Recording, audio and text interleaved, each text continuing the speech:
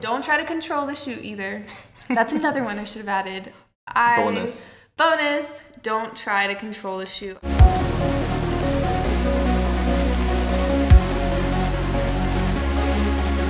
Welcome back. And if you're new here, welcome. My name is Ozem Ellis. I'm a photographer based out of Tampa, Florida. And today we have a special guest and we're going to be talking about a special topic. Jerrica, introduce yourself. Hi, I'm Jerrica, and we're going to be talking today about some tips before being in front of the camera for the first time. I remember when it was my first time, I made a few mistakes, which I'll talk about in a little bit.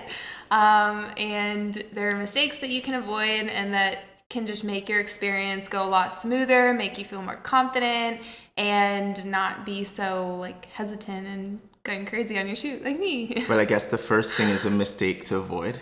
Oh, a mistake to avoid. Okay, we'll talk about it first, I guess. All right, so number one. Number one, avoid any kind of laxative or detox the night before your photo shoot. I know a lot of ladies want to look skinny or want to look slim and have a flat stomach on the shoot, but the effects of the laxatives can go on to the next day, especially if you're shooting in the morning, and your stomach will end up gurgling and doing all kinds of weird stuff. It's really awkward. It's really uncomfortable.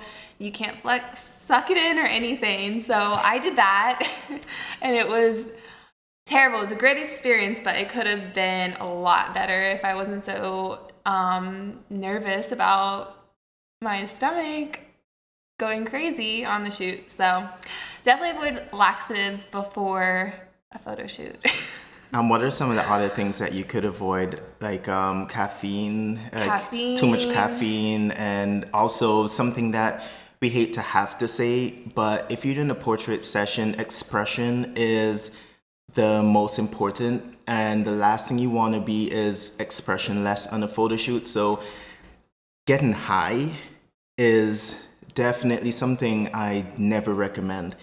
So caffeine, because it constricts the blood vessels in your eyes get really veiny and red. I mean, I know you can solve that problem with eye drops, but if you're wearing makeup and you're pouring eye drops in your eyes all day, it's not really the best. You'll have runny eyes and stuff like that, runny makeup. And also the getting high, don't do it. It's not good. Promise. You'll thank me later.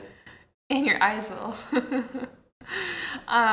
So the next one is something that's a big pet peeve of mine, and it is spray tans. Ooh. A lot of people want to look tan on the shoots, and I get it. No one wants to look like a ghost on a photo shoot. Yep. But there are some things that the spray tan can actually do that can potentially ruin your shoot and also make it a pain in the butt come time for editing. You want to talk about some of those things? Yeah. So things like white hands. Mm-hmm. You have to wash your hands. You have to wash your hands, or especially with this thing going on.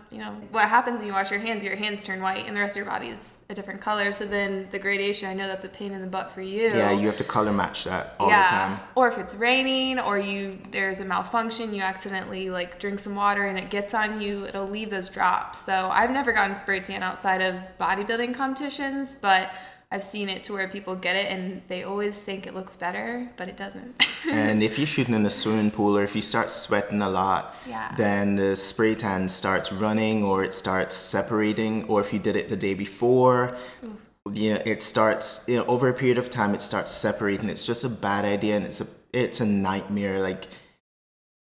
I would, at least for your first time, just avoid it. And then maybe figure out something that works for you, but I've never seen something that's worked for me on a photo shoot with someone being spray tan. I can always recognize it right off the jump, and it's a pain. Or getting sunburned the day before. Oh yeah. Maybe don't lay out the day before. Maybe a week before. So I guess we can move on to number 3, and it's just kind of a feel good. It's just a tip, not something to avoid. You want to talk about that? Yeah.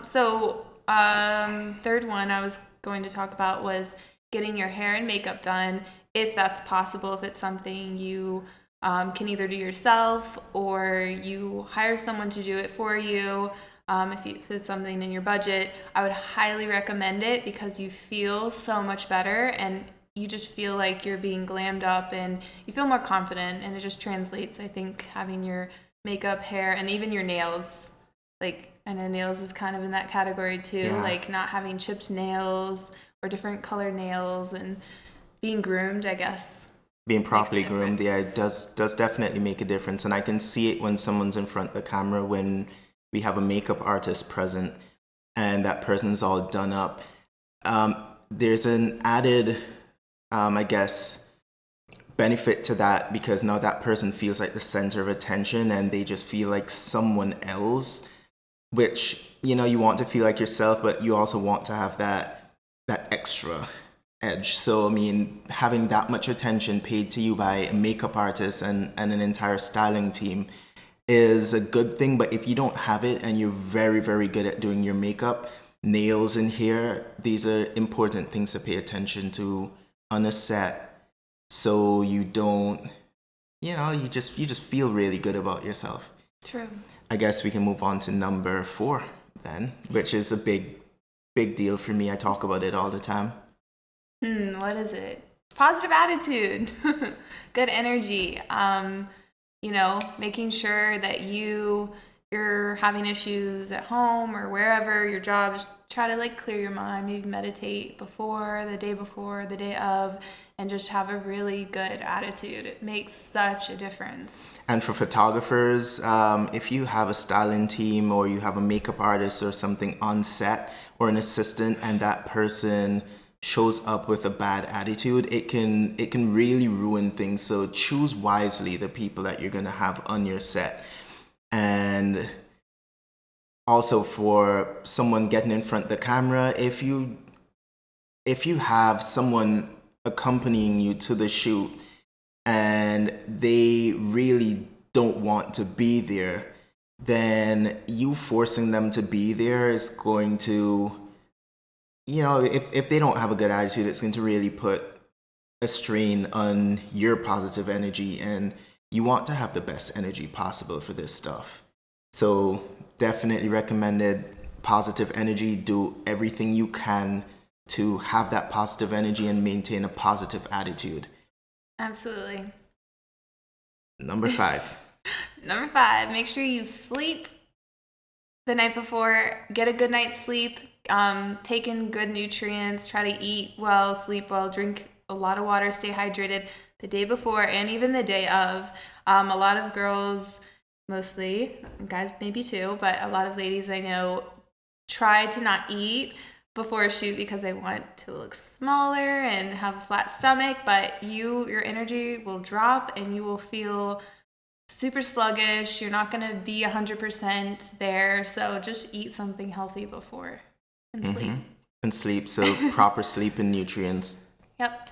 I know sleep was a big deal for me because I'm usually so excited before a shoot that I toss and turn all night, and I probably, you know, I've been guilty of not sleeping before photo shoots, and I can tell you right now that the photo shoots, me behind the camera, the shoots that I didn't get enough sleep on, I regretted it the next day, and the shoots that I've actually gotten some rest on, or proper rest, and of course proper nutrients, these shoots were amazing. I had really good energy, didn't have to fight for energy. That's something less that you have to think about.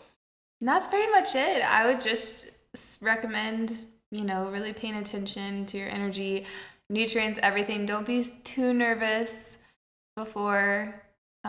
It's fun, it's exciting. If you've never been in front of the camera, I highly recommend doing it.